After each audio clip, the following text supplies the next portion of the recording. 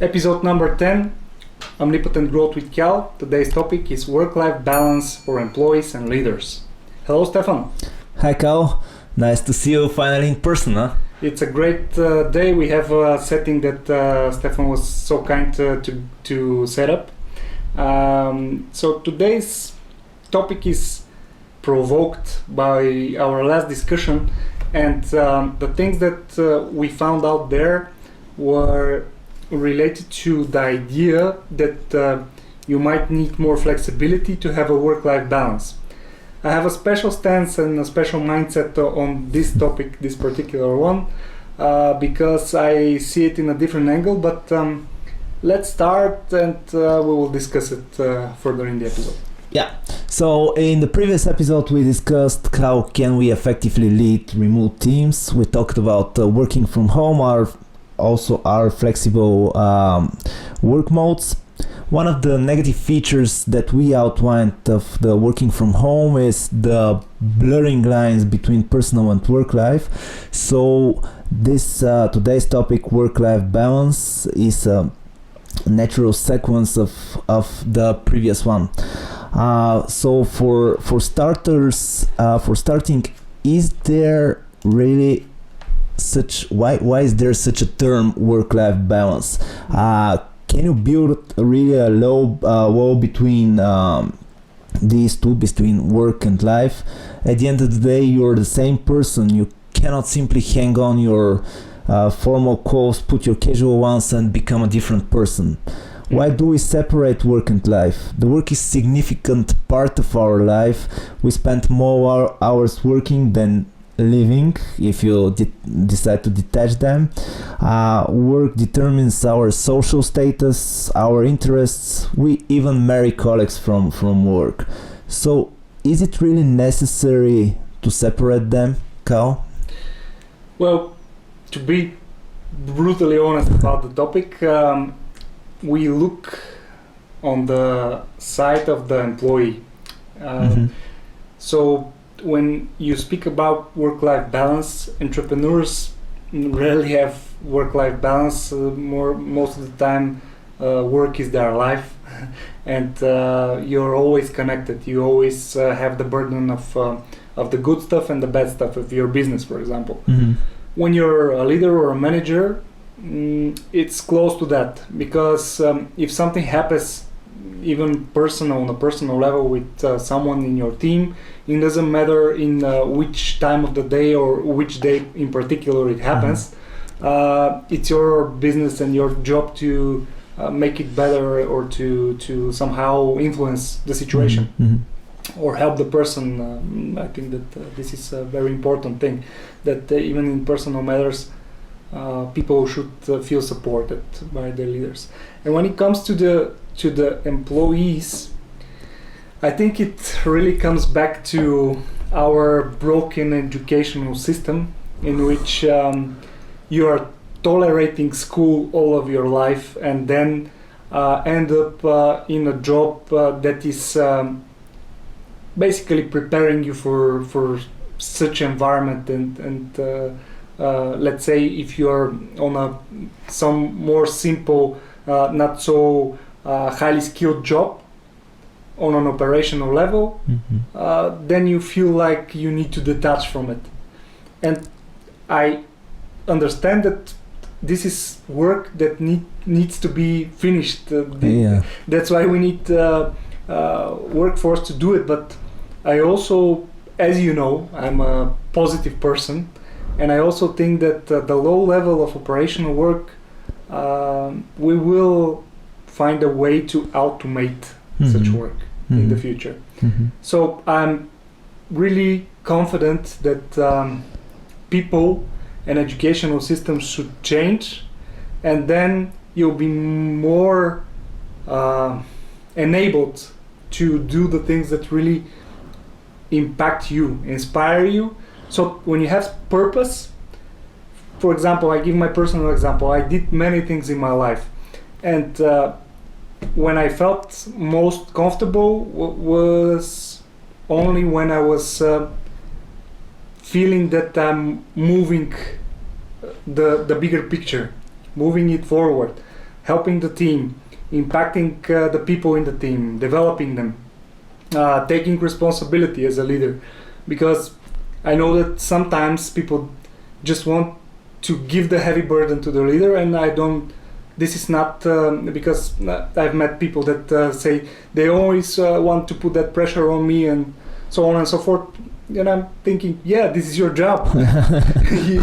you're the guy that is there, or the gal, and this is your job, just to find out how to share the burden and how to really help them move it forward or get rid of it, depending on the situation.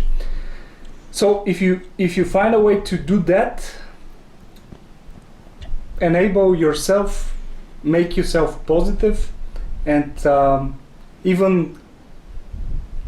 enhance your capabilities, then it will merge into one holistic life, not work life. It will be one holistic life. For example, I know that I'm getting too caught up on that question, but when I was programming, I also teach programming. So I made courses. I was teaching in some universities. Before that, many years I was, and I'm still active sportsman, athlete, and I still teach it to other people because I feel passionate about it and I want to share. Now I'm trying to teach leadership. I'm trying to give to people that want to enhance their leadership, and this is like purpose-driven behavior, and this is what I want to share with the people that are watching it right now, that you can grab one even really small part of your job and make it a focused point, like make it the thing that you are really deep inside, as really knowledgeable, really passionate about, and then this is going to be the center of all of it. Yeah, so in a nutshell. Yeah, but oftentimes, especially the employees, you develop very well the point of view of the leaders, of the people who have their own choice, what to do, how to do it, develop their own team, but at the same time there are employees there who don't have much of a choice what work to do, how to do it, and so on. So there's even a term for this type of employees in the sense of the work-life balance. There are segmenters who don't let their work and personal lives overlap, and integrators who actually mix freely personal and work life. From your words, you're integrator, 100% integrator. Me as well. So of course there are people between these two poles. But the interesting thing is that research shows that actually the segmenters, these people who don't mix work and life, they just leave their working coat at the door, step in their apartment, and forget about work. They're actually happier. They report higher levels of well-being than the integrators. So my explanation is that one of the reasons is it has to do with mindfulness, with being present, feel the current moment. When you're at home with your family, you don't think in excitement about your next project or how you're gonna finish the job that you've left. Is this integration though? Like I'm also a big fan of mindfulness, and I know that presence doesn't have anything to do about with what are you doing as a general, as a whole. Like I can be present with my daughter, for example, and I cannot interact with her now. But then when I have time, like I have 2 hours with my kid, I will think about how to help her in a way that only I can, as a person that knows about leadership, knows about personal growth, knows about development. But I also will spend time to just have fun. Like, this is also mindfulness. It doesn't mean that I will think about work problems. It doesn't mean that I will think about projects. It means that I will think about the thing that I can do for her or for them. And I have another explanation. I know that I kind of cut you off, but this is because I have a thought and I don't want to miss it up. So the reason that I think that people are feeling more satisfied when they separate those two is because the fun and the well-being comes after work. So if you're experiencing pain, you never feel the largest pain. You feel the pain that you felt last in your memory. So if it was very painful and then it decreased and towards the end it was really okay, then your memory, this is a bias in our psychology. So if you don't have intensity and then you in your end of the day you feel good and you feel happy, and then comes the weekend and you're all very relaxed, drinking beer in the park, and then if somebody asks you, how do you feel? I feel fantastic, but ask me again on Monday. I think that if you ask those people, as you said, the integrators and the separators, if you ask them in different days, you have different answers. Yeah. All right, so that's your explanation.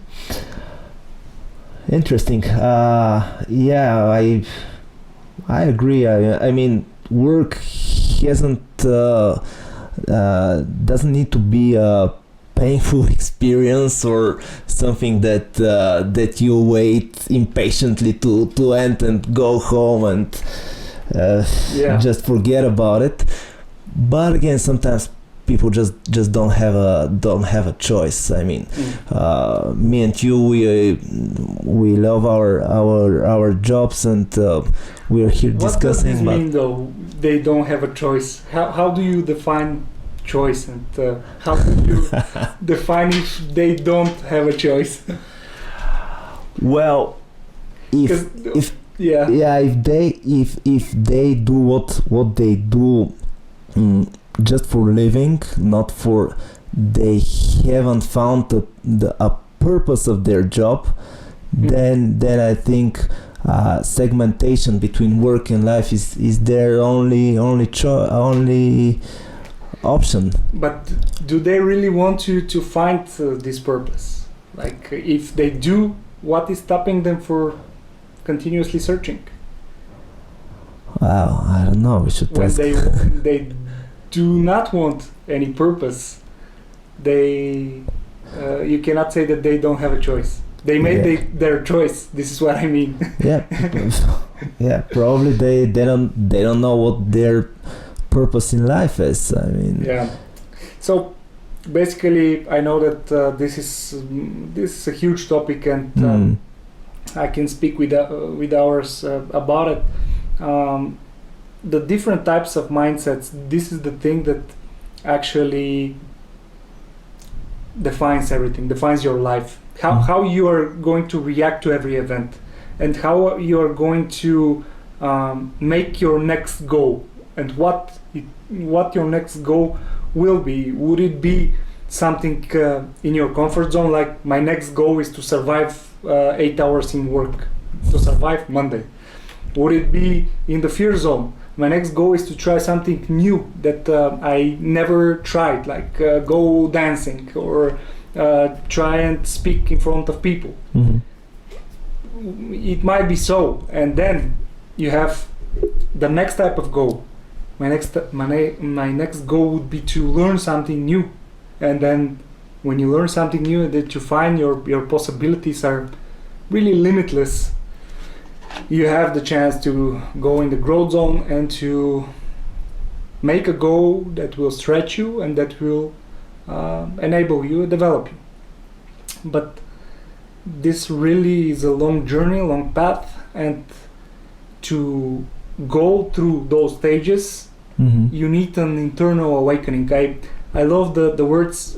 I heard it last from Jim Quick, but I also think that other peoples are telling it in the years, over the years. So life begins when the egg is broken from the inside. Like, it should be an internal motivator. If you break it outside, life ends, but if you break it from the inside, life begins.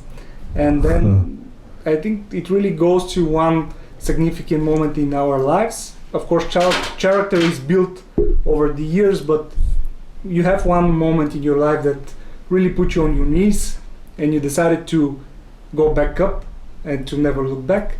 And then you have the ability to find out more about those crazy stuff that the big guy is talking about at the moment. Yeah. What if I'm thinking this is a very interesting conversation for me. And what if you don't break the egg? I mean, what if this is your comfort zone in the egg inside, and you don't think about growing? Yeah. You will live like the other 98% of the globe. It's not a problem. It's not something that is new, or something that is not explored in every possible way. I'm not saying it's all bad. Our system is functioning like that, and now when you think about it, in the last 1,000 years, what drastic expansion of human life. So how many people are there now in the world? And if you put it in a percentage, if you have too much of those people that are really reaching for the stars, I don't know. For me, it's all the better, because we might populate the whole, I don't know, the Milky Way might look like a bit differently, but the truth is that capitalism needs mass consumers, capitalism needs employees. This is the mass way of doing business at the moment. We don't have a better solution yet, but if we reach another era, if we reach the time in which we can automate simple tasks, and people on the operational or the lower skilled level are needed to be really purposeful and to go deeper into their work, then the higher levels will be even higher. And I don't know, I think that great things for humanity can come out of that. And I'm really trusting people like us and people like your everyday passionate person around you or in your circle to just try and grab and reach and pull. I know that it can be annoying, so all my friends know how annoying I can be when I'm trying to help them with something. But it's really about, in the end, it's about asking questions, about coaching. So I rarely give any answers. I give answers now because we cannot get too much questions after the people to ask them back. This is what helps the most. When I asked you, how do you know that there is no option, that there is no possibility, and then it triggers, it shifts your mindset, it shifts your thinking in another direction. It might be a choice. Okay. Very interesting thoughts. One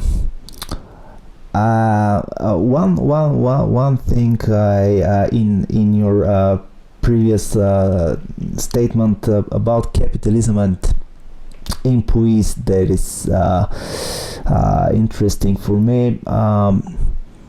Back in the days before, in the 16th, 17th century, there was no such issue as a work-life balance issue, because back there when there was no electricity. People worked during the day, rest during the night. Then in the industrial revolution in the end of the 18th century, the people started working more and more, reaching 70 hours per week in the mid of the 19th century.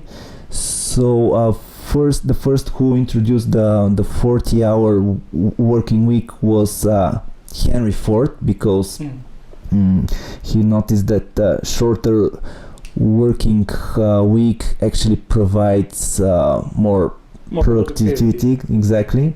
And the famous economist John Maynard Keynes predicted that technological change and productivity improvements would eventually lead to a 15-hour work week in 2030, but this was when he made this prediction, it was 1930. So now it's 2020, and we are still working 40, 50, 60 hours per week. Not officially. Not officially, yeah. But it's not about that. No. It's about I don't know. You cannot unify it in one exact way. Like even when you get somebody for 40 hours a week, maybe they're most productive in hours in which are not in the working time. Let's say. Maybe they are so productive that they don't have anything else to do. They work, let's say, 25 hours a week, and then they're wondering what to do because there is not enough stuff to occupy. Just crying. And then you have the slackers, and then you have the people that really wait for the clock to drop and to just run out and forget about it. You have also people that are killing themselves. Like you pay the same amount. One person is finishing all the tasks and lives freely and happily, and the other person is putting so much burden on himself or herself that they can never finish. This is not it's not about the load. It's about how you instill behavior in your department, for example. Because I always try to say, guys, work will be there after us. So we should plan it to be on time. We should be productive. We should have great quality of work. But you can never outwork work.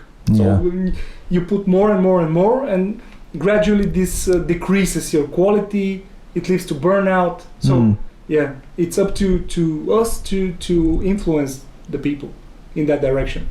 And that's why I'm saying that it will get more flexible. It will get more home office opportunities. I think that in some countries even they will decrease the time just to show that they want quality and not quantity. Quantity. Or just presence, because this is in the end it's exactly. I see some people that are watching videos late at night. Like, what you're doing? Go home, change your states, change your situation. But I don't have what to do at home or something like that. This is a different problem. I won't get into it. I think we digged deeper too deep, exactly. Okay. So a very interesting conversation, at least from my perspective. So final words. We can think about work-life balance, like really a balance. It means that if you see yourself as a person that want to be detached in your free time, it's okay. If you want to integrate, it's still okay. Like just don't bring your problems to the dinner table. Make way to the positive. Engage with the positivity that your work brings, and try to share this in your free time. Thanks again, Stefan, and thank you for watching the episode number 10. I want to see you in our subscribers, and I want to see questions. It's time. We are doing little by little, but it's time to ask questions, and we can spark great discussions. And also, I want to really engage you with the next guests. So stay tuned and be prepared for greatness.